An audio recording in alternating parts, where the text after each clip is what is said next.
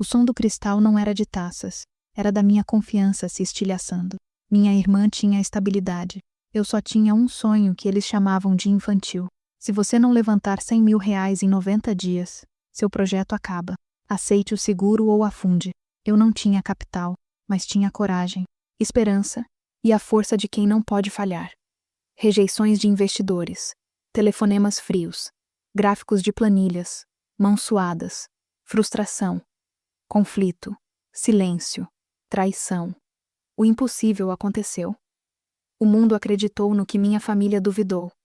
Quando te dizem que é impossível, é hora de quebrar o silêncio e provar que seu caminho é único.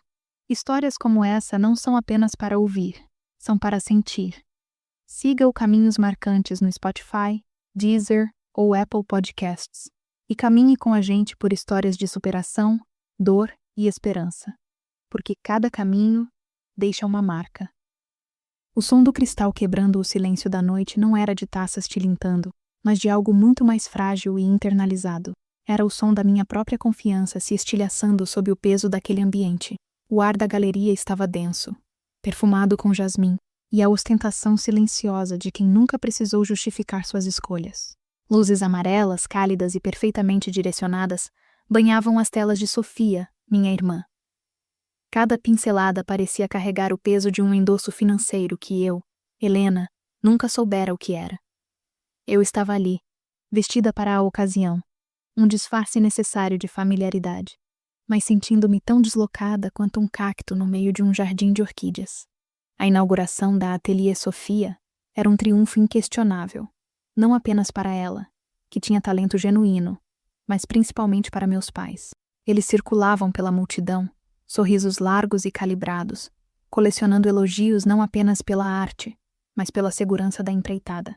Aos 29 anos, Sofia havia escolhido o caminho seguro, uma galeria física, com peças de arte que poderiam ser tocadas e admiradas por um público que entendia o valor do luxo palpável. Meus pais haviam investido um capital semente generoso, mas mais importante, haviam injetado uma dose infinita de confiança e aprovação. Eles haviam bancado o sonho dela com a tranquilidade de quem paga uma conta de luz. Meu projeto, Eco Harvest, era o oposto. Uma plataforma digital que conectava pequenos produtores rurais a restaurantes e consumidores focados em sustentabilidade.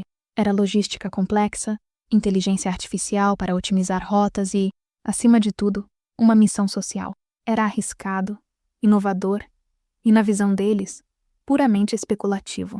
Era o tipo de sonho que se desfaz no primeiro vento forte. O ponto de virada daquela noite de celebração veio após o brinde oficial.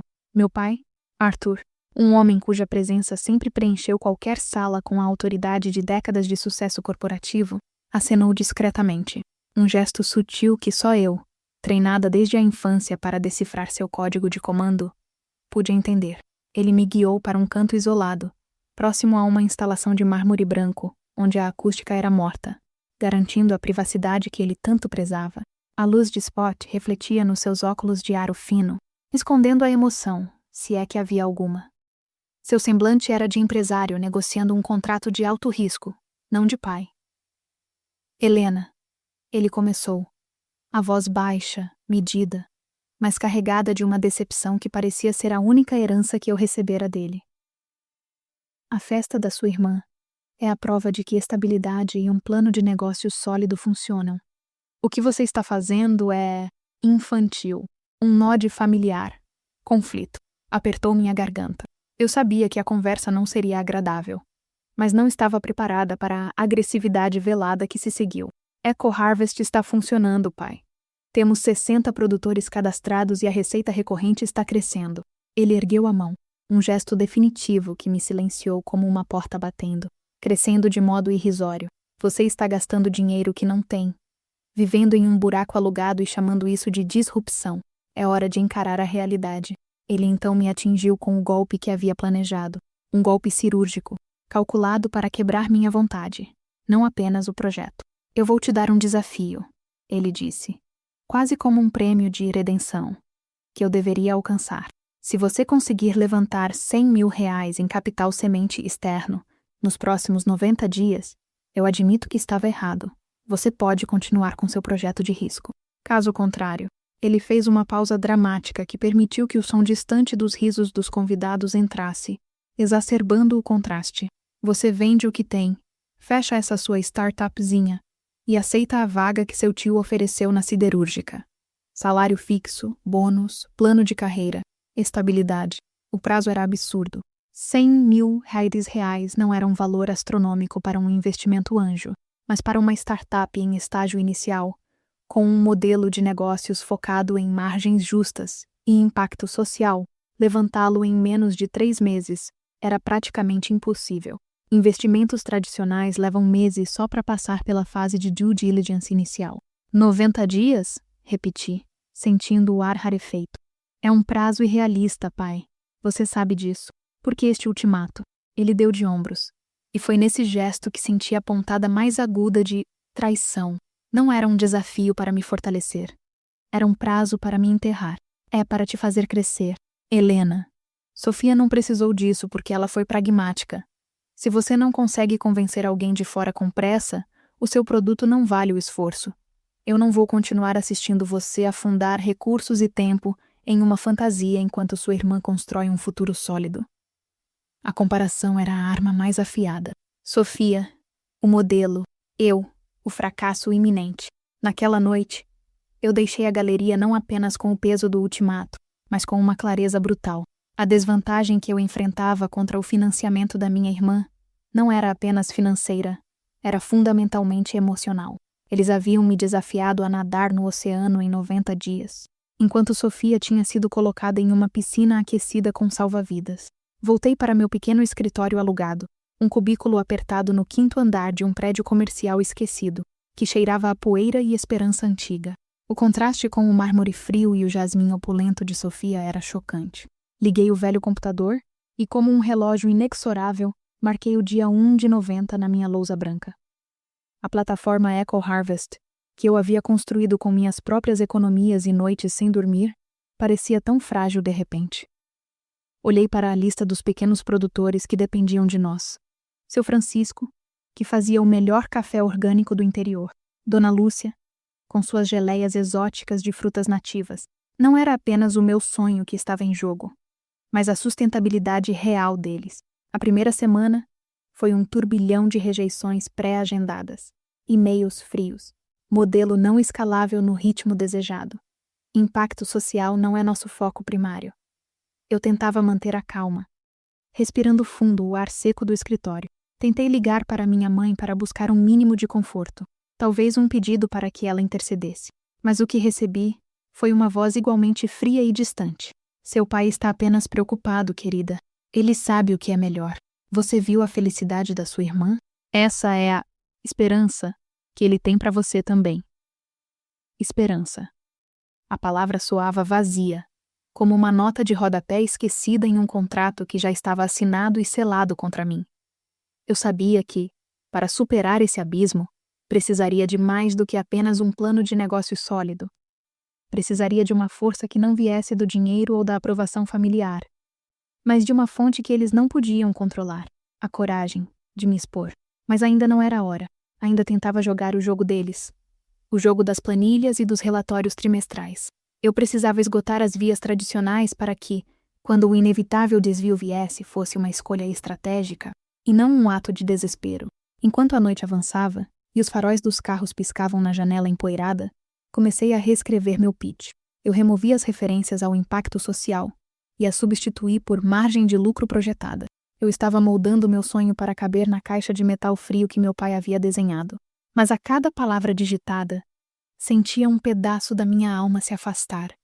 Um preço que eu não tinha certeza se conseguiria pagar, mesmo que vencesse o desafio. A primeira semana de 90 dias havia drenado mais do que energia. Havia drenado a minha identidade. O prazo de 90 dias se apresentava não como um limite, mas como uma guilhotina suspensa. Os próximos 30 dias foram uma monótona sucessão de portas fechadas e sorrisos falsos. O cheiro de carpete velho no meu escritório parecia se misturar com o aroma de desespero que eu tentava, em vão, disfarçar.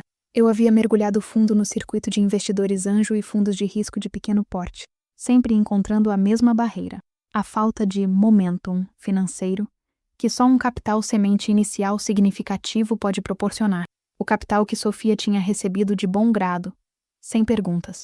Eu me lembrei de uma conversa antiga com meu pai, anos antes, quando eu tinha 20 anos e ele me ensinava a jogar xadrez. No xadrez, Helena, o peão só é forte quando chega ao outro lado. Você está tentando avançar um peão para promover uma rainha, mas não quer arriscar as peças grandes. Ele esperava que eu fizesse um lance seguro, e agora ele havia me tirado as peças grandes, me forçando a jogar com a insegurança e o medo como meus únicos recursos. A cada reunião fracassada, a frustração virava uma camada grossa de gelo sobre minha determinação. Havia o Sr. Vasconcelos, do fundo vértice, que me fez esperar por 45 minutos apenas para dizer que o agronegócio sustentável é fofo, mas o agronegócio, de verdade, é a soja. E a doutora Elara, que questionou minha capacidade de liderança, insinuando que eu deveria encontrar um cofundador homem e mais experiente. O que me cercava era ensurdecedor. Não o silêncio do meu escritório vazio, mas o silêncio da ausência de apoio. Minha irmã ligava ocasionalmente, sempre em meio a uma visita a fornecedores ou a uma reunião com curadores. Você deveria vir tomar um vinho, Lena. O estresse não te faz bem. Por que você não liga para o papai e aceita a oferta? Não é o fim do mundo, é só um emprego. Ela não entendia. E talvez nunca entendesse. Para ela, o emprego corporativo era uma rede de segurança. Para mim, era admitir que meu propósito não valia o risco, ou que eu não valia a aposta. Em uma tarde particularmente fria, no dia 45, eu estava revisando velhos arquivos quando tropecei em algo que só aumentou o meu senso de injustiça. Era um plano financeiro preliminar que meu pai havia me mostrado casualmente no ano passado, antes da inauguração da Galeria de Sofia. Uma análise de risco. O documento detalhava o investimento total de R$500 mil na Ateliê Sofia, mas havia uma linha marcada em cinza, quase apagada. Contingência, capital de risco opcional. R$100 mil. O inexato valor que ele havia me desafiado a levantar em 90 dias. O sangue gelou em minhas veias. Não era coincidência. Meu pai não estava testando minha coragem, ou minha capacidade de levantamento de capital. Ele estava me desafiando a encontrar o dinheiro que ele já havia destinado à minha irmã como uma almofada de segurança. Ele havia desenhado um jogo de soma zero, onde o meu fracasso era a garantia do sucesso total dela. A revelação me atingiu com a força de um soco. A indignação não era apenas sobre o dinheiro, mas sobre a malícia do jogo. Ele queria que eu falhasse, e queria que eu soubesse que ele já havia garantido o conforto da outra filha. Liguei para Léo, meu mentor e um ex-colega de faculdade que havia se tornado um empresário de sucesso no setor de tecnologia social. Ele foi o único que conseguiu perfurar a armadura de orgulho que eu havia construído. Eles querem que você prove que é uma investida válida para o mundo deles. Mas o seu mundo não é o deles. Lena, disse Léo, sua voz rouca de sabedoria. Você está tentando falar a língua da planilha para quem só entende o dialeto do prestígio. Eu suspirei, o telefone grudado na orelha. Mas como eu consigo 100 mil em 45 dias, Léo? Eu estou exausta. Eu me sinto uma impostora. Você é uma impostora tentando vender uma causa social para tubarões de Wall Street. Você precisa falar com as sardinhas que amam o que você faz. Quem são os clientes de Eco Harvest? Quem se importa que você está sendo esmagada pelo sistema? A ideia de crowdfunding já havia passado pela minha cabeça, mas sempre a descartei por considerá-la pequena demais para um projeto de tecnologia. Eu estava tentando parecer grande para o meu pai. Léo continuou, quase como se lesse meus pensamentos. Seu pai te deu a melhor arma possível. Ele te deu uma história de conflito. Ele te deu a narrativa da desvantagem. As pessoas amam apoiar quem está enfrentando o gigante. Você tem que usar a dor que ele te infligiu para mobilizar as pessoas que acreditam em injustiça. A sugestão era audaciosa, perigosa. Expor publicamente o ultimato familiar, a diferença de tratamento, o jogo cruel. Isso destruiria qualquer chance de redenção em Duane com meus pais. Mas, ironicamente, poderia ser a minha única rota de fuga. Passei a próxima semana imersa em pesquisas sobre campanhas de pré-venda e crowdfunding. Não seria uma vaquinha online genérica. Teria que ser uma narrativa poderosa, entrelaçada com os objetivos do Eco Harvest. Eu precisava vender a visão, não apenas o produto. A decisão de expor minha vulnerabilidade foi a mais difícil que tomei. Peguei meu celular e comecei a gravar um rascunho. O reflexo na tela mostrava meu rosto cansado. Olheiras profundas, mas havia um brilho de desafio nos olhos que não estava lá antes. Olá a todos, comecei, a voz trêmula. Meu nome é Helena, e essa é a Eco Harvest. Eu apaguei. Soava muito corporativo. Tentei de novo, mais pessoal. Eu sempre acreditei que negócios deveriam ter alma. Apaguei de novo. Muito sentimental. Na terceira tentativa, decidi não filtrar a raiva contida e o senso de injustiça. Comecei a descrever o Eco Harvest, não como uma plataforma de logística, mas como um escudo contra a desigualdade do agronegócio. Falei sobre o seu Francisco e o custo real de seu café. Então respirei fundo e, no dia 50, decidi fazer a grande revelação que seria o cerne da campanha. Há 2 meses, minha família, que sempre apoiou integralmente a carreira mais tradicional da minha irmã, me deu um ultimato. Eu tenho exatos 40 dias restantes para levantar R$100 mil em capital semente. Se eu falhar, eu fecho as portas do meu sonho e aceito um emprego corporativo, seguro, sem propósito. Eles acharam que seria impossível. Eu decidi provar que a crença de uma comunidade é mais poderosa que a dúvida de uma família. Ao ouvir a gravação, senti uma onda de medo e, paradoxalmente, de libertação. A máscara havia caído. Eu estava entrando em um novo campo de batalha, onde a arma era a autenticidade, e não o balanço patrimonial. Eu precisava de uma equipe de apoio. Chamei Léo e relutantemente convenci um colega da faculdade, Rafael, um mestre em marketing digital, a me ajudar a montar a campanha. O ritmo acelerou de forma vertiginosa. Em vez de revisitar escritórios frios de VCs, eu estava focada em criar vídeos curtos, posts detalhados e um landing page emocionalmente envolvente. Eu precisava de cada detalhe sensorial para atrair a atenção. As texturas da terra nas mãos dos produtores, o som do vento nos campos, o cheiro de orvalho matinal. O foco era o contraste. Eu precisava que o público sentisse o peso da minha luta. Eu usei a imagem da minha minúscula mesa de trabalho, iluminada por um abajur de LED quebrado, contrapondo-a mentalmente ao luxo da galeria de Sofia, embora eu nunca a mencionasse diretamente no texto. O tempo estava correndo. Dia 55. Dia 60. Eu tinha um plano, um cronograma apertado de lançamento, mas a ansiedade era quase insuportável. E se ninguém se importasse? E se meu pai estivesse certo? E se o mundo realmente preferisse a arte segura de Sofia à minha luta árdua pela sustentabilidade? O medo do fracasso era palpável, mas o medo de voltar para a siderúrgica, para uma vida de conformidade, era ainda maior. Eu estava prestes a apostar tudo o que tinha, inclusive a dignidade familiar, nesse único e desesperado lance. O dia 65 chegou. O frio da manhã se infiltrava pela fresta da janela, mas o calor da adrenalina me impedia de sentir o incômodo.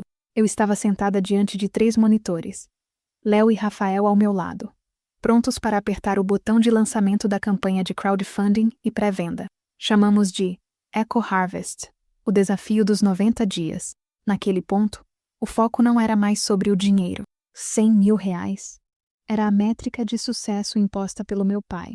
Mas o verdadeiro triunfo seria a validação pública do meu propósito. Isso significaria que eu estava certa e que a visão estreita da minha família estava errada. A tensão era quase eletrostática. Rafael verificava os links pela 10ª vez. Léo me olhava com uma mistura de apreensão e esperança. Helena, se prepare. Quando você expõe uma história pessoal assim, as pessoas ou abraçam ou destroem. Não há meio termo, alertou Léo. Eu sei, respondi, a voz firme, surpreendendo a mim mesma. Às 10 horas da manhã, horário de Brasília, a campanha foi ao ar. O primeiro post, o mais vulnerável, era um vídeo de 2 minutos onde eu, com a voz embargada, contava sobre a criação da Eco Harvest e, em seguida, revelava a pressão familiar e o prazo arbitrário. Eu não nomeei meus pais, mas descrevi o cenário de privilégio e o contraste entre os 2 projetos. O vídeo terminava com um apelo direto. Ajude-nos a provar que propósito e sustentabilidade valem mais do que o medo da instabilidade. As primeiras horas foram angustiantes. O contador de arrecadação subia de forma lenta, pingando R$20 aqui, R$50 ali. A ansiedade era um peso físico no meu estômago. São pequenos investidores. observou Rafael monitorando o tráfego. Mas a taxa de engajamento é alta. As pessoas estão compartilhando o vídeo, não apenas o link de doação. E era exatamente isso que eu precisava. O compartilhamento significava que a história estava ressoando. Em menos de 4 horas, a seção de comentários explodiu. Não eram apenas elogios à ideia de sustentabilidade, mas mensagens de identificação. Eu te entendo, Helena.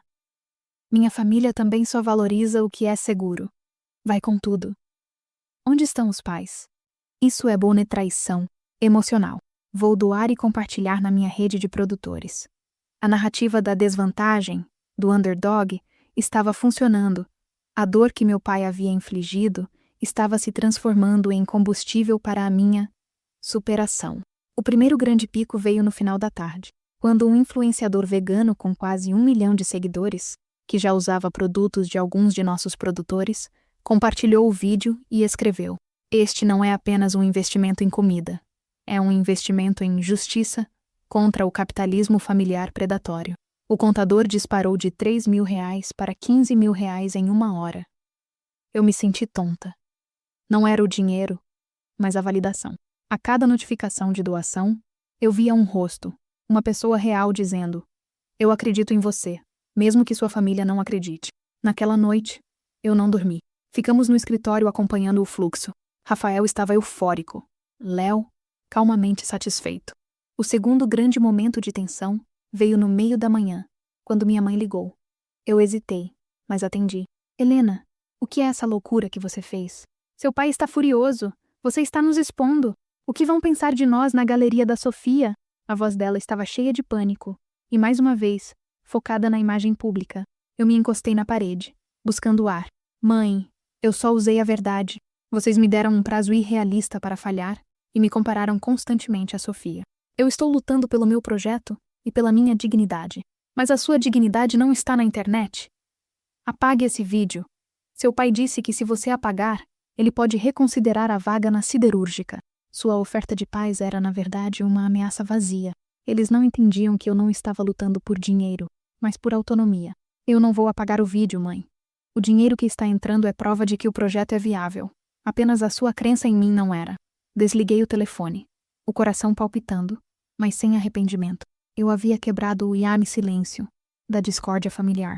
O clímax parcial veio no final do dia 66. A campanha estava em R$ 75.000. Eu estava tão exausta que mal conseguia ver a tela, mas sabia que estava perto. No início da noite, recebi um e-mail. Não era de um investidor, mas de Sofia. O e-mail era curto, e pela primeira vez em anos, parecia genuinamente sem inveja ou condescendência. "Lena, eu vi o vídeo, e eu li os comentários. Eu nunca percebi o quão diferente era a nossa situação. Eu sinto muito pelo que você está passando. Espero que você consiga. Sofia." Ela não estava me apoiando financeiramente, mas estava reconhecendo o abismo de privilégios. Era um pequeno vislumbre de amor fraternal, escondido sob anos de negligência familiar. Isso me deu a força final para o que estava por vir. Eu precisava destes R$ 25.000 restantes, não apenas para calar meu pai, mas para confirmar a pequena rachadura de empatia que acabara de surgir na minha irmã. O jogo estava prestes a terminar, e a vitória estava a apenas um passo de distância, dependendo da próxima onda de apoio. A madrugada do dia 67 era fria e quieta. Léo e Rafael haviam saído para tentar dormir algumas horas, deixando-me sozinha com o rugido silencioso das notificações. O escritório fedia a pizza fria e café requentado. Eu estava sentada, os olhos fixos na tela do painel de controle da campanha, que piscava em um tom verde suave. Atingimos R$ 85.000 antes da meia-noite.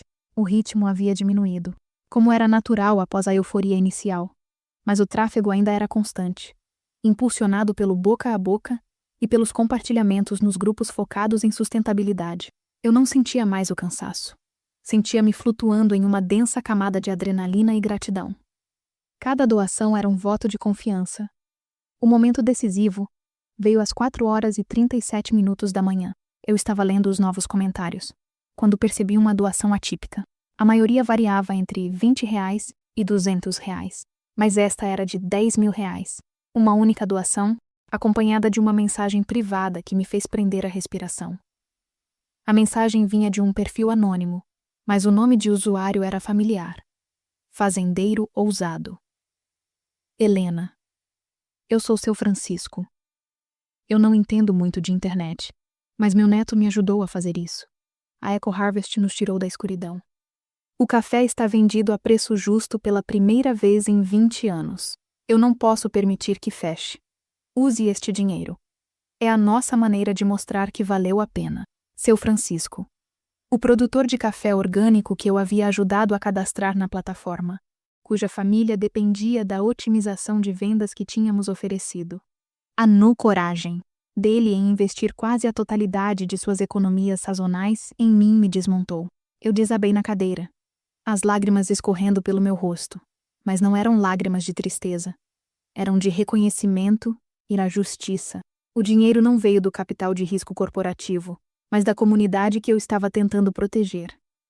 Aquele era o tipo de investimento que meus pais nunca entenderiam.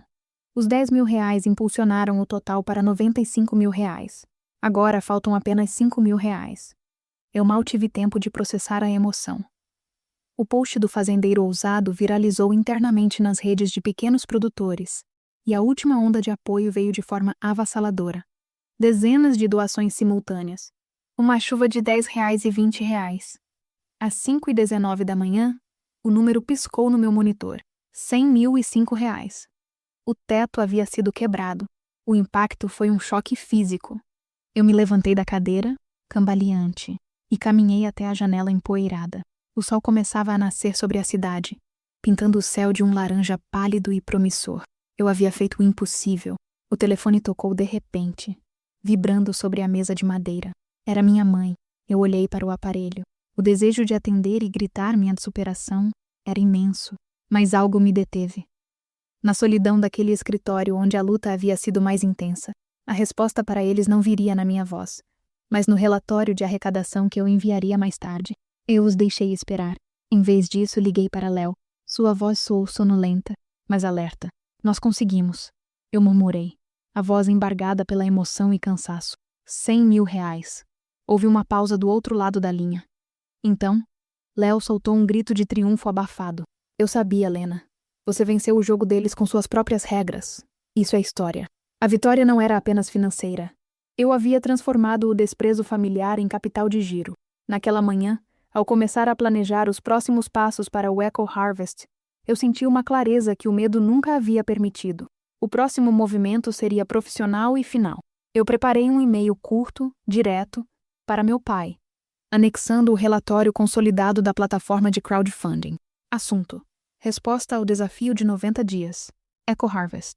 Prezado Arthur, conforme sua exigência, o capital semente de R$ 100.000 foi levantado. Não em 90 dias, mas em 72 horas. Acredito que os resultados falam por si sobre a viabilidade e o propósito de Eco Harvest. Como o desafio foi cumprido, considero o ultimato encerrado. Agradeço, mas declino formalmente da vaga oferecida na siderúrgica. Meu foco agora é escalar a operação com o apoio da comunidade. Com os melhores cumprimentos. Helena. Eu não enviei imediatamente.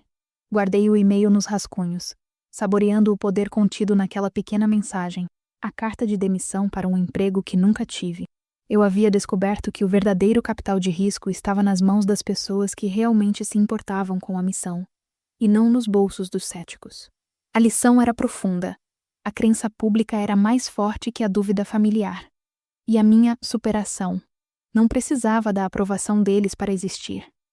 A data limite original, dia 90, ainda estava longe, mas o desafio havia sido respondido, e meu pai precisava de uma resolução. Ele marcou um almoço formal no mesmo restaurante sofisticado que costumava frequentar para fechar grandes negócios. Um cenário projetado para incutir respeito e submissão. Eu fui sozinha, vestindo o que tinha de mais profissional, mas sentindo-me mais segura do que nunca. Assim que me sentei à mesa de mogno polido, meu pai foi direto ao ponto. Ele tinha o relatório de crowdfunding impresso em mãos. Você fez um movimento inteligente, Helena. Ele concedeu, a voz tensa, reconhecendo a tática, mas não o mérito. Usar a internet para apelo emocional é eficiente, mas amador. O que você fará agora? Investidores de verdade não gostam de exposição pública de dramas familiares. Eu sorri, um sorriso calmo e medido que eu não sabia que possuía. Não teremos investidores de verdade, pai. Teremos parceiros. Este dinheiro veio de microdoações e pré-vendas. São nossos clientes e nossa comunidade, e eles são o capital mais estável que existe. Eles acreditam no nosso propósito. Eles são o Eco Harvest. Minha mãe tentou intervir. A voz suave, mas o olhar reprovador. Mas, querida, o risco de gerenciar um capital tão fragmentado é enorme. Seu pai pode te ajudar. Podemos integrar isso a um fundo familiar, dar uma cara mais séria. A oferta era a mesma. Aceitar o controle deles em troca de segurança. Eles queriam gerenciar a minha vitória, transformando-a em algo que eles pudessem entender e controlar. Agradeço a oferta, mãe, mas não. Este capital foi levantado com transparência e em nome da minha autonomia. Houve um silêncio. Pesado. Aquele era o momento da minha redenção. E eu a exercia não com raiva, mas com a quietude de quem está no comando. Helena, meu pai disse, a voz baixa e perigosa. Você está cortando os laços por causa de 100 mil reais? Não, pai. Estou garantindo minha integridade e o futuro da Eco Harvest. Vocês não me deram o apoio que deram a Sofia. Vocês me deram um ultimato. Eu cumpri o ultimato. Agora, a negociação acabou. Eu peguei o relatório de crowdfunding da mesa e o deslizei de volta para ele. A vaga na siderúrgica. Eu declino formalmente. E qualquer expectativa de que eu feche a Eco Harvest. Se vocês quiserem um relacionamento daqui para frente, será baseado em respeito mútuo, não em ultimatos. Levantei-me, deixando a mesa sem comer a entrada que mal havia chegado. Eu havia estabelecido o limite, a justiça. Era um prato que se servia com dignidade e saída estratégica. A consequência mais inesperada veio de Sofia. No dia seguinte ela me ligou. Não da galeria, mas de um café simples. Eu te vi no almoço, ela confessou. Eu estava na mesa de trás. Você foi incrível, Lena. Papai estava pronto para te esmagar, e você simplesmente o desarmou.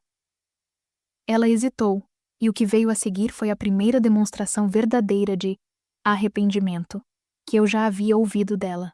Minha galeria está indo bem, mas não tem a mesma alma que a sua.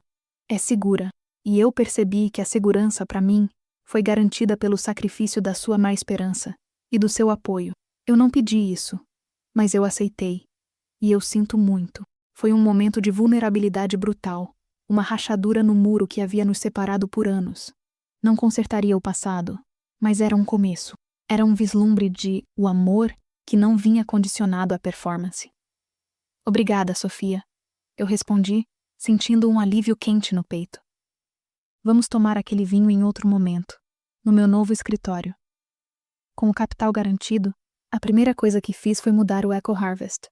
Saímos do cubículo empoeirado e fomos para um espaço iluminado e arejado, em um prédio focado em tecnologia social. Eu contratei 2 novos colaboradores e pude finalmente pagar a mim mesma um salário digno. A história da Eco Harvest se tornou parte do DNA da empresa. Usávamos a narrativa da superação, do desafio imposto e da vitória comunitária, como prova de que o propósito era, de fato, o motor de crescimento mais poderoso. Semanas depois, ao ver o seu Francisco em um evento de produtores, ele apertou minha mão com força, os olhos brilhando. Você fez a história, menina. Você fez a gente acreditar. Eu me lembrei das palavras cruéis do meu pai e do ultimato absurdo. Eles tentaram me forçar à conformidade, mas, sem querer, me deram o palco perfeito. A lição final, a que carreguei comigo para o futuro de Eco Harvest, era simples, mas profunda. Quando te dizem que algo é impossível, que sua ideia é infantil, ou que seu sonho é arriscado demais, é apenas a sua deixa para fazer história. É a prova de que o seu caminho é único e, muitas vezes, o mais marcante de todos. E para trilhá-lo, você só precisa da coragem e contar a sua verdade ao mundo. O fechamento era total. O passado estava resolvido e o futuro totalmente meu.